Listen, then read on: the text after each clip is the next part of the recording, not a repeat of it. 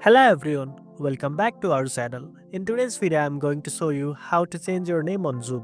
Whether you want to update your display name for a meeting or permanently change it on your Zoom account, I'll guide you through the process step by step. So, let's get started.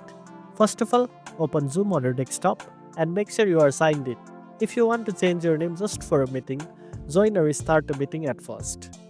Then, click on Participants at the bottom of the screen. Find your name in the list, click More and select Rename. Now enter the new name you want to display and hit OK.